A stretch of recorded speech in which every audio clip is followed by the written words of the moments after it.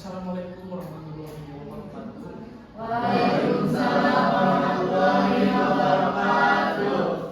Yang saya hormati Ibu Dr. Suradita alias SD MPD dan juga rekan-rekan yang saya hormati. Kami kelompok 4 akan mempresentasikan mengenai hipotesis penelitian uji perbedaan rata-rata atau uji TEP, conceptual TEP, tes Pyren sample TEP, tes independent sample TEP. Nah, sebelumnya perkenalkan terlebih dahulu, nama saya Muhammad Rifki Hidayat dan di samping saya ada Dewi Sutia Maharani, Naila Kumardia, Dewi Azhar. Baik, selanjutnya saya akan menjelaskan tentang hipotesis.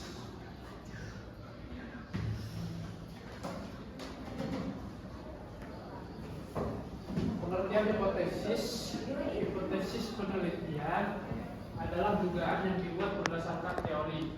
Ini selalu ada di penelitian kuantitatif, baik ada sampel maupun tidak. Berdasarkan teori, belum berdasarkan data empiris, hanya digunakan dalam penelitian kuantitatif, penelitian kualitatif, menemukan hipotesis.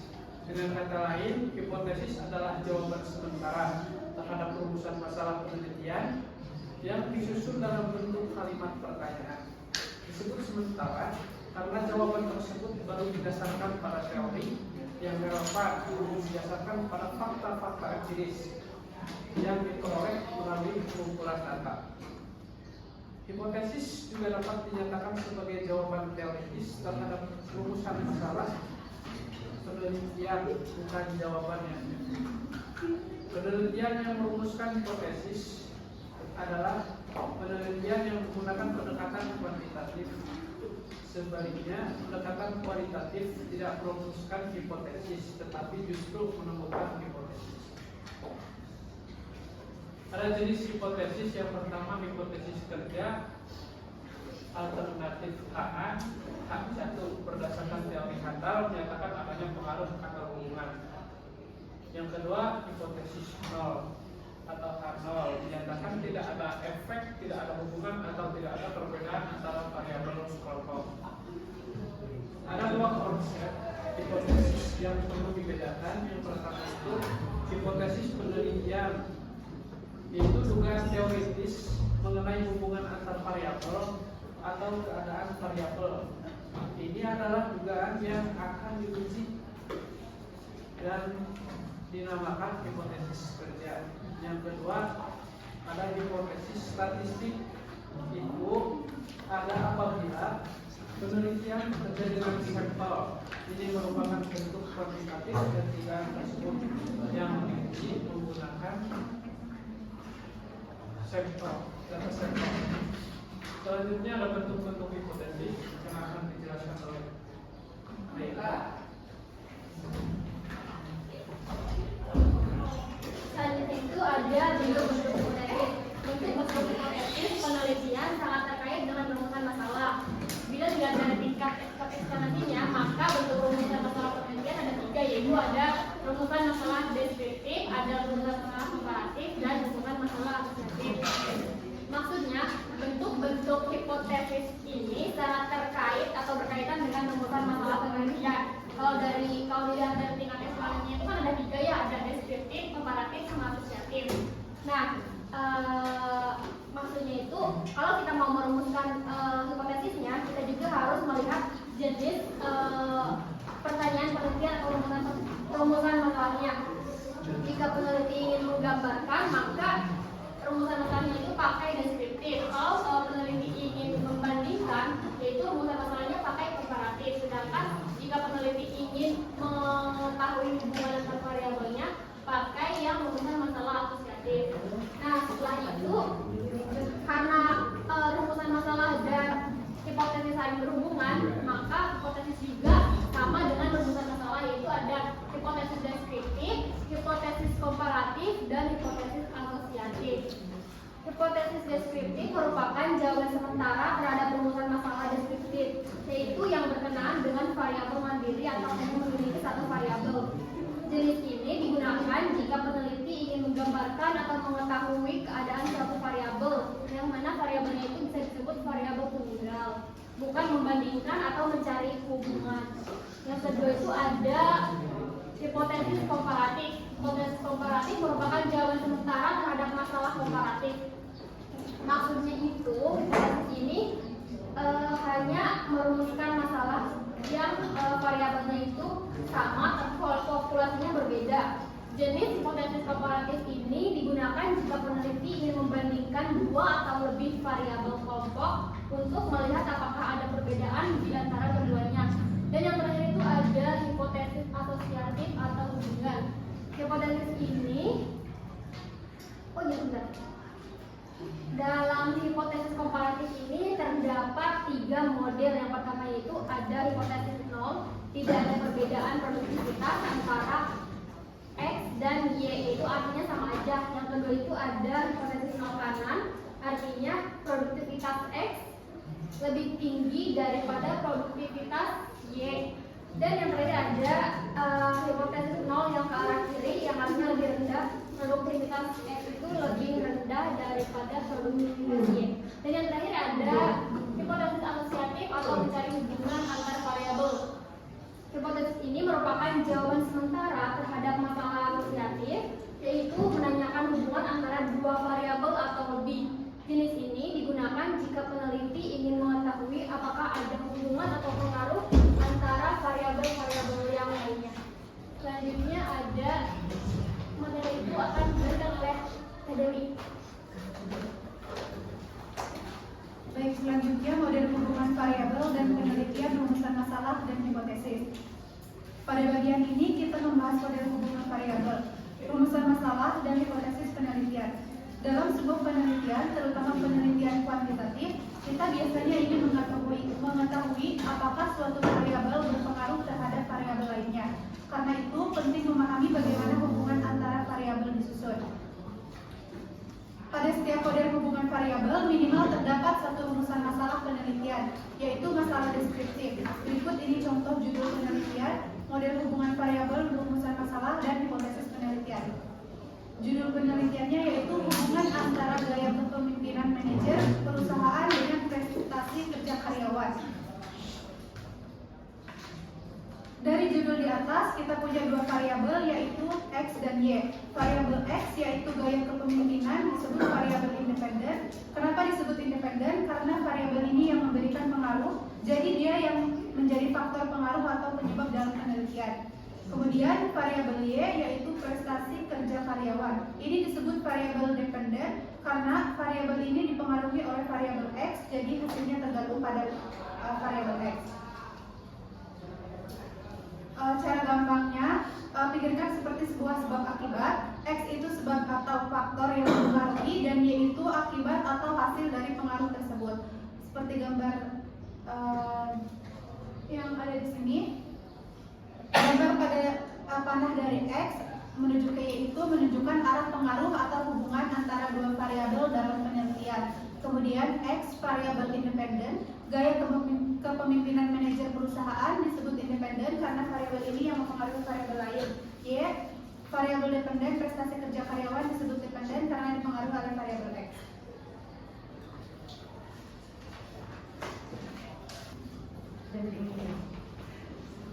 Kemudian rumusan masalah, rumusan hipotesis penelitian yaitu satu ada rumusan masalah. Rumusan masalah adalah pertanyaan utama yang ingin dijawab dalam suatu penelitian. Di tahap ini peneliti belum menjawab apapun, hanya bertanya. Tujuannya supaya penelitian mempunyai arah dan fokus yang jelas. Contohnya seperti seberapa baik gaya kepemimpinan manajer itu untuk bertanya tentang variabel X. Kemudian seberapa baik prestasi kerja karyawan itu bertanya tentang variabel Y. Dan apakah ada hubungan antara gaya kepemimpinan dan prestasi kerja itu menghubungkan X dan Y.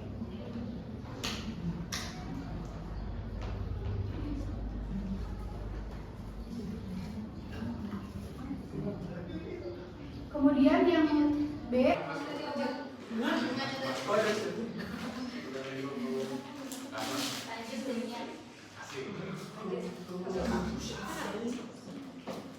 nah lanjut yang keempat ada karakteristik hipotesis yang baik. Nah,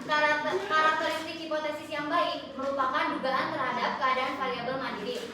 Variabel mandiri itu suatu pengaruh ya. Jadi misalkan kita tuh udah jadi guru, nah kita tuh ngasih pembelajaran menggunakan video tutorial itu supaya dapat mempengaruhi siswa, meningkatkan motivasi belajarnya. Lalu perbandingan keadaan variabel pada berbagai sampel dan merupakan dugaan tentang hubungan antara dua variabel atau lebih. Dan pada umumnya hipotesis deskriptif tidak dirumuskan. Dan juga karakteristik yang baik dinyatakan dalam kalimat yang jelas sehingga tidak menimbulkan berbagai kesalahan dalam penafsiran. Lalu yang terakhir ada dapat diuji dengan data yang dikumpulkan dengan metode-metode ilmiah. Metode-metode ilmiah itu seperti kuesioner, wawancara, atau eksperimen. Lanjut.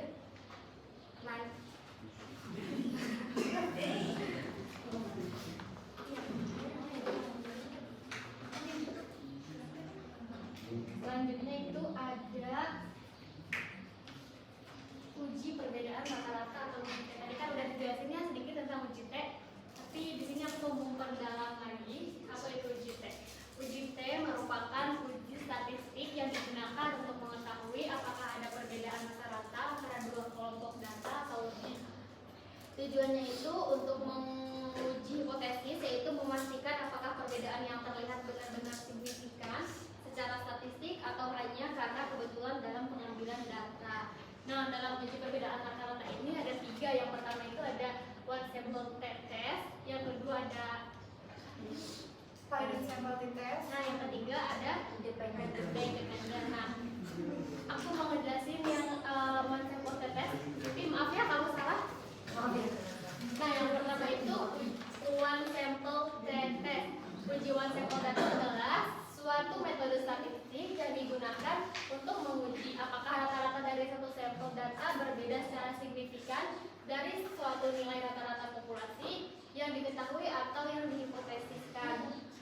Nah, jika kita ingin tahu apakah rata-rata suatu data sampel itu berbeda dari yang tertentu, maka kita bisa menggunakan ini.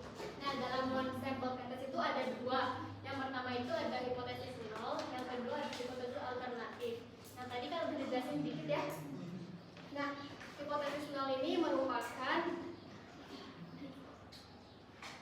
rata-rata populasi sama dengan nilai tertentu yang dihipotesiskan. Artinya, hipotesis nol ini menyatakan tidak ada perbedaan antara rata-rata sampel dan rata-rata populasinya atau nilai yang dihipotesiskannya.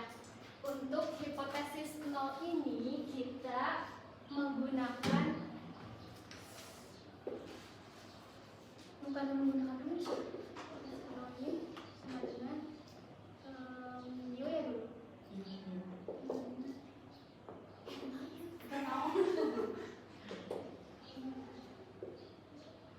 Nah, ini untuk yang hipotesis nol. Yang kedua itu ada hipotesis alternatif, itu pakainya masih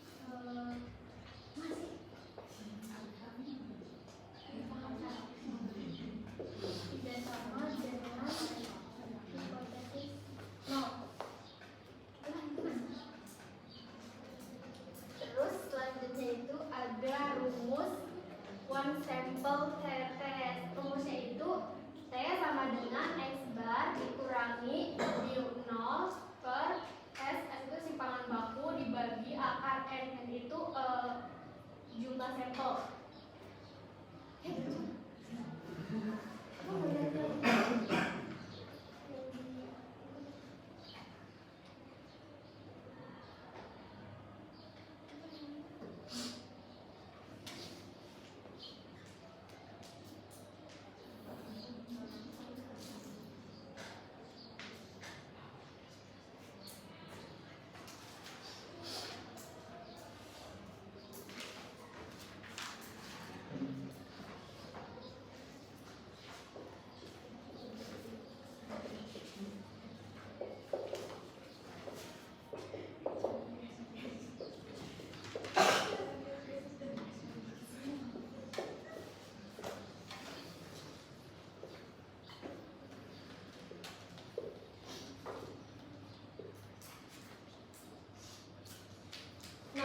Ini merupakan rumus dari one sample. kita ngambil contohnya itu, nah contoh soalnya itu sebuah perusahaan mengklaim bahwa rata-rata jam kerja karyawan mereka adalah 8 jam per hari. 8 jam itu merupakan hipotesisnya. Seorang peneliti mengambil sampel 10 karyawan dan hasil pengamatannya menunjukkan, nah seperti itu. Langkah-langkah yang pertama itu tentukan hipotesisnya itu. Hipotesisnya itu kan merupakan hipotesis 0 ya. Hipotesis 0 sama dengan 8. Rata-rata jam kerja sama dengan 8 jam. Sedangkan hipotesis alternatifnya itu rata-ratanya itu tidak sama dengan 8 jam. Setelah kita mengetahui hipotesisnya, kita cari dulu simpangan bakunya. Kan rumus simpangan baku beda ya. Rumus simpangan baku ntar ini dulu. Kan ini X. Ini yang kita udah tahu ada 8. Ini enggak sih?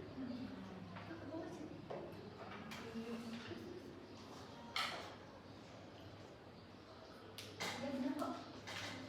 Nah, simpangan baku rumusnya itu S sama dengan akar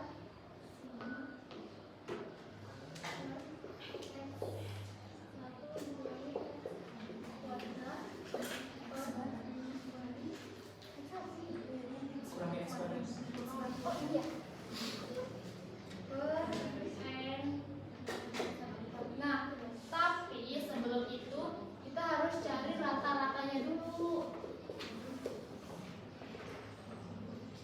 Di mana rumus rata-rata ini sama dengan X bar dengan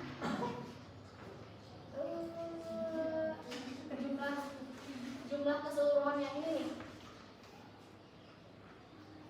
Nah, jumlah keseluruhan yang ini bukan dijumlahkan. Setelah itu dibagi ada berapa sampel. Nah, ada 10 ya. Kita langsung saja semuanya itu ada 81 ya. 81 dikurangi 10 sama dengan 8,1. Ini untuk rata-ratanya. Tadi rata-ratanya 8,1. Tinggal simpangan baku. Yang simpangan baku itu rumusnya sama kayak yang tadi dijelasin Vina. Nah, semua datanya itu dikurangi dengan 8,1 jumlah rata-rata per sampel dikurangi rata-rata. Jadi 7 dikurangi 8,1 hasilnya kan biasanya min 1,1. 9 dikurangi 8,1 hasilnya 0,9. Terus 8 dikurangi 8,1 hasilnya min 0,1 dan seterusnya ya. Terus hasil dari selisih yang ini dikalikan dengan dirinya sendiri atau dipangkatkan, hasilnya min 1,1 dikali min 1,1 sama dengan hasilnya 1,21. Terus yang ini 0,9 dikali 0,9 hasilnya 0,81 dan seterusnya. Setelah itu selisih kuadrat yang ini merupakan simpangan baku hasilnya.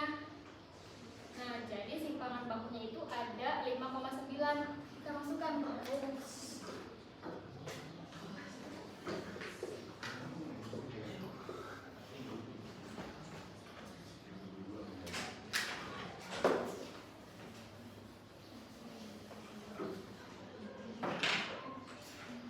Kan ini hasilnya tadi berapa tadi? 5,90 per M-nya itu kan ada 10 ya, 10 sampel dikurangi 1 jadi 5,90 per 9. Nah, hasilnya itu ada akar 0,655. Ini jadi hasilnya itu 0,81. Nah, simpangan bakunya itu 0,81.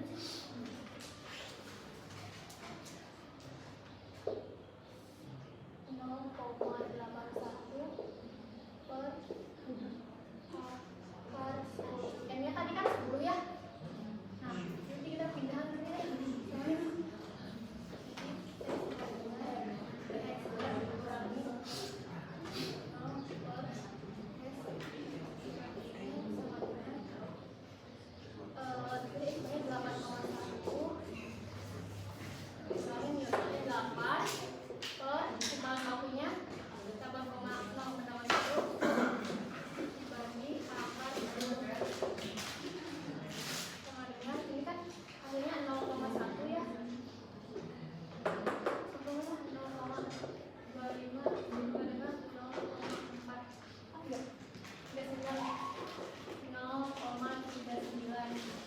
dibulatin kan jadi 0,4 ya. Nah setelah itu kita bandingkan, ini rumus T hitung ya. Nih ini tuh T hitung.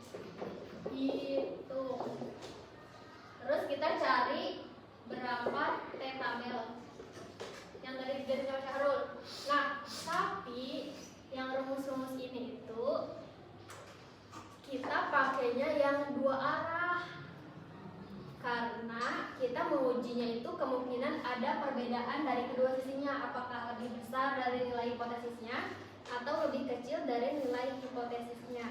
Jadi kita pakainya itu yang dua arah. Karena kita gak pakai SPSS, tapi aku sama teman-teman itu udah nyari-nyari kita bisa pakai Excel. Contohnya itu kayak gini cara mengetahuinya. Dengan T itu kan tabelnya. Nah kita pakai yang dua arah yang ini. Nah itu kan apa sih namanya?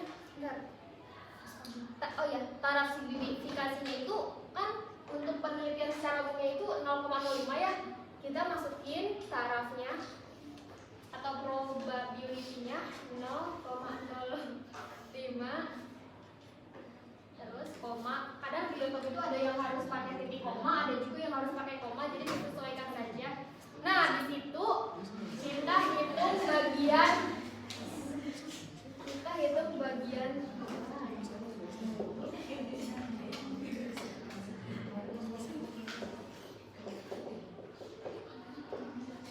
derajat kebebasannya, DK, derajat kebebasan, DK atau degree of freedom atau DF. Nah rumus DK atau DF itu sama dengan N dikurangi 1. Tadi kan N nya itu 10 ya, jadi 10 dikurangi 1 sama dengan 9. Dan taraf oh ya, alfanya itu 0,05 dalam penelitian umum. Jadi setelah itu kita lanjutkan di Excel-nya.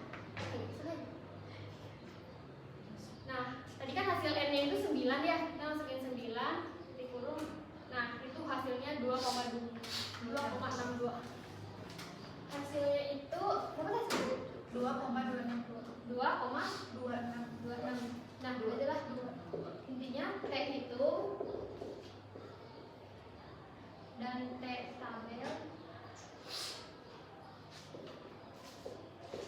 Tadi T hitungnya kan ini 0,39, T tabelnya 2,26, berarti ini tuh lebih kecil dari ini.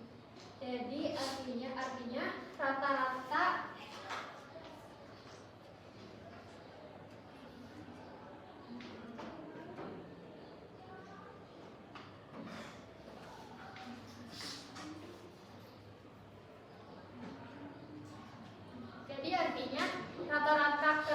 rata-rata jam kerja karyawan tidak berbeda secara signifikan dari 8 jam. Artinya klaim perusahaannya itu benar.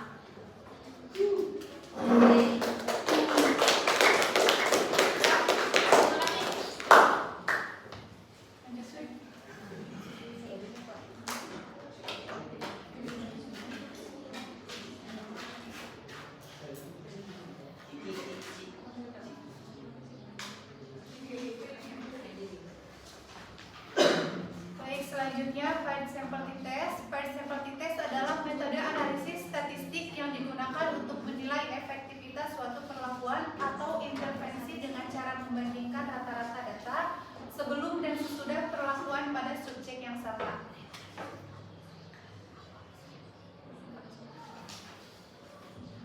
Uji ini cocok untuk data yang berpasangan seperti hasil tes sebelum dan sesudah pelatihan, intervensi atau perlakuan tertentu. Contohnya seperti nilai siswa sebelum dan sesudah diberikan pelatihan atau media pembelajaran baru. Dengan kata lain, kita ingin tahu apakah pelatihan ini benar-benar memberikan perubahan. Jika ada selisih yang berarti perlakuannya efektif.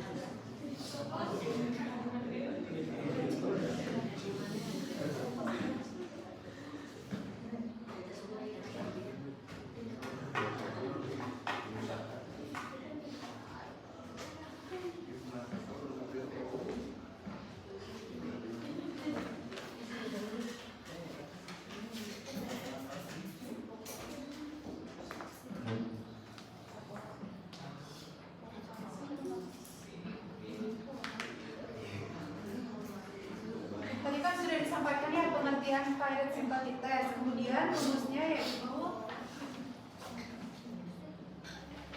T sama dengan sigma D per N sigma D kuadrat dikurangi sigma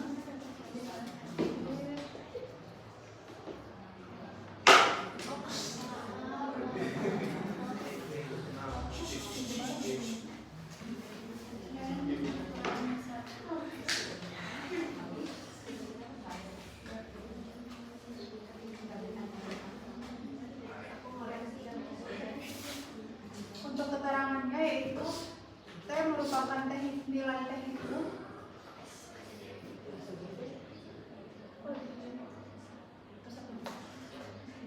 nilai T itu,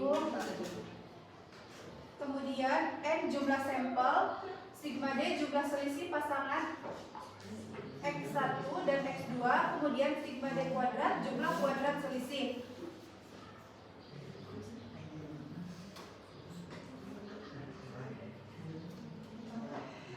Kemudian untuk pertama menentukan hipotesis penelitian dan statistik,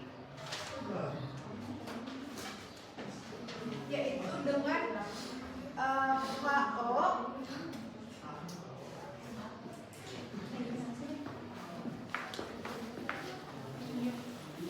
sama dengan mu sama dengan 0, atau bisa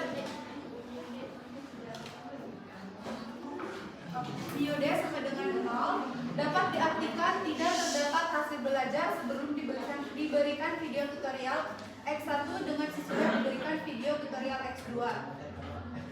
Kemudian H1 sama dengan UD tidak sama dengan 0, dapat diartikan terdapat perbedaan hasil belajar sebelum diberikan video tutorial X1 dengan sesudah diberikan video tutorial X2. Kemudian langkah yang ketiga menghitung data yang dibutuhkan. Yang kedua yaitu menghitung data yang dibutuhkan. Contoh soalnya, seorang peneliti ingin mengetahui apakah perbedaan hasil belajar sebelum diberikan video tutorial X1 dengan sudah diberikan video tutorial X2.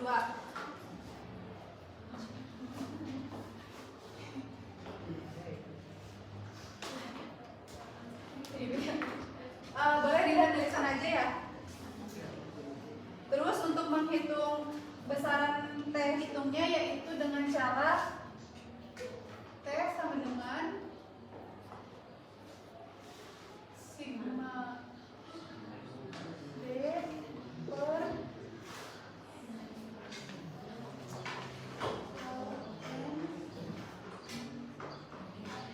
sigma D kuadrat dikurangi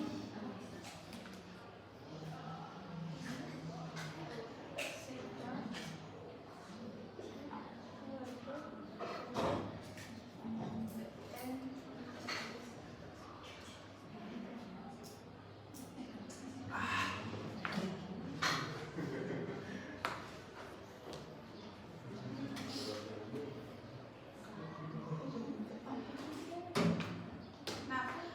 kan itu di situ 76 ya. 76 itu hasil dari D sama dengan X1 dikurangi X2 di total semuanya sampai ke bawah yaitu dengan hasil 70. Ini 10 itu dari 70 dikurangi 60 sama dengan 10, 85 dikurangi 65 sama dengan 20 dan seterusnya. Kemudian dari situ yang D sama dengan X1 dikurangi X2 dijumlahkan secara keseluruhan sehingga hasilnya 76. Di sini berarti 76 per akar N-nya yaitu dari jumlah ini sampel ada 10 orang, ada 10, masukkan ke sini 10 per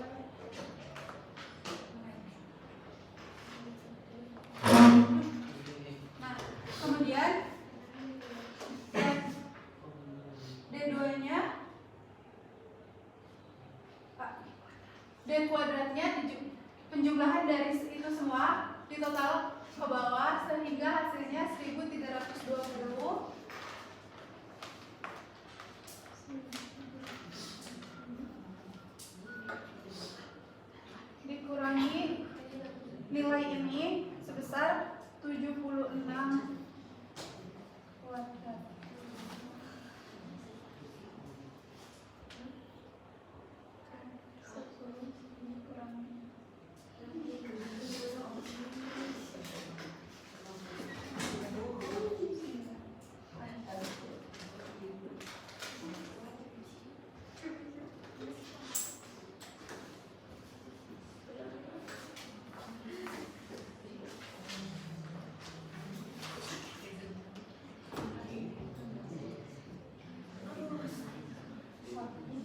Berarti di sini ya.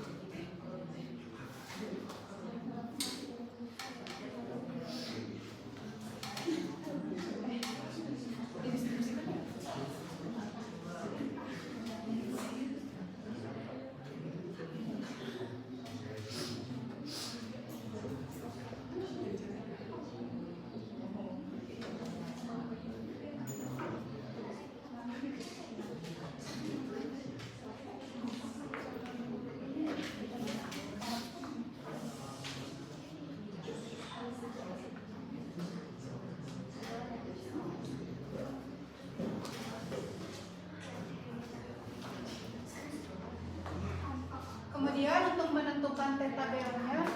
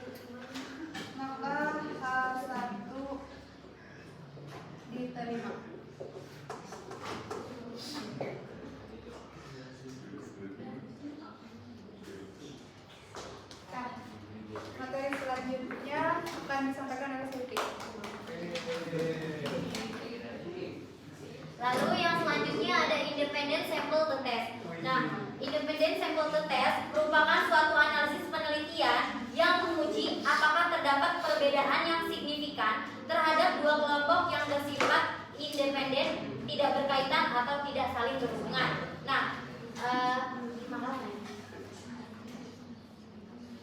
Nah, kan ini ada rumusnya ya. Tapi sebelum kita menghitung rumus ini, kita keterangannya tuh ada koefisien dan lain-lain gitu ya. Lanjut nih. Bisa dibaca. Langsung aja ke contoh soal. Nah, di sini ada contoh soal. Seorang peneliti ingin mengetahui perbedaan antara prestasi belajar siswa laki-laki dan perempuan. Beda kan ya? Itu beda karena laki-laki dan perempuan. Kenapa ini masuk kepada independent sample test? Karena satu, data berasal dari dua kelompok yang berbeda, laki-laki dan perempuan. Lalu yang kedua, tidak ada hubungan antar anggota kedua kelompok. Jadi gak ada hubungan, laki-laki dan perempuan ini gak ada hubungan. Lalu yang ketiga, yang dibandingkan adalah hasil belajar rata-rata mereka. Nah, ini kan ada 10 data sampel ya. Ini anaknya dan ini nilai dari anak-anaknya. Ini yang laki-laki dan ini yang perempuan. Jadi, sebelum kita mengetahui nilai yang ini, yang X1 dikurangi X1 bar, kita harus tahu dulu rumus ini. Ngitung dulu rumus yang ini, X1 bar sama dengan sigma X1 per N1 sama dengan 812 itu dari hasil keseluruhan yang ini, yang laki-laki, nilai laki-laki per 10. 10 itu dari data sampel, siswanya ada 10 laki-laki, sama dengan 81,2. Nah, X2-nya juga sigma X2 per N2 sama dengan total keseluruhan nilai yang perempuan 736 per 10 sama dengan 73,6. Nah, untuk mengetahui hasil yang ini, yang X1 kurangi X1 bar, nah kita tuh harus menghitung dulu 70 dikurangi 81,2, hasilnya min 11,2 dan seterusnya. 85 kurangi 81 gitu ya. Terus yang X2-nya yang perempuan di yang 60 dikurangi 70 yang ini nih. Yang perhitungan 73,6. Jadi dikurang ini yang X1, hasil yang X1 ini dikurangi yang ini. Yang X2 yang ini dikurangi yang ini gitu. Jadi menghasilkan penilaian yang ini nih. Yang ini. Lalu kalau misalkan kita mau mengetahui penilaian yang X1 dikurangi X1 bar kuadrat, kita tuh mengkuadratkan hasil yang ini. Dikuadratin min 11,2 dikuadratin min 11,2 dikali min 11,2, jadi hasilnya 125,44 dan seterusnya. Nanti hasil yang ini tuh jadi hasil ke sini gitu. Next ke bawah. Nah, udah deh muncul perhitungan yang ini 81,20 itu dibulatkan ya, didesimalkan karena kalau misalkan gak didesimalkan nantinya ganjil. 81,20 ini hasil yang laki-laki, 73,60 ini hasil yang perempuan per akar 67,733 itu dari sini nih hasil yang simpangan baku 67,733. Nah, hasilnya jadi 2198. 2,198. Terus nah, menentukan kriterianya. Jika T dihitung, berarti jika T dihitung lebih kecil dari T table sama dengan H0 diterima. Jika T hitung lebih besar dari T table, berarti H1-nya diterima. Nah, menentukan T table-nya, kita hitung dulu rumus yang ini. DK sama dengan N1 ditambah N2 dikurangi 2. N1 itu dari jumlah data sampel siswanya ada berapa? Kan ada 10 ya tadi, perempuan 10 dan laki-laki 10. Dikurangi 2, hasilnya 18. T table-nya ini muncul dari Excel. Perhitungan Excel. Coba nih.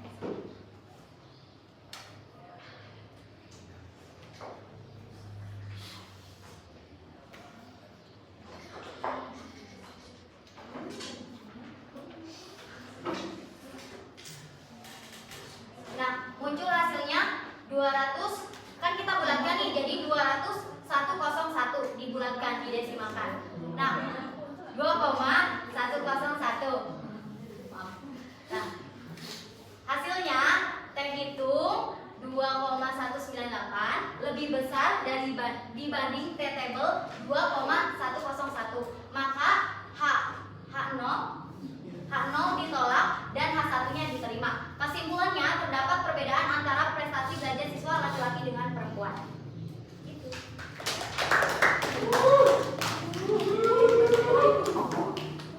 Nah, begitu kira-kira. Terima kasih.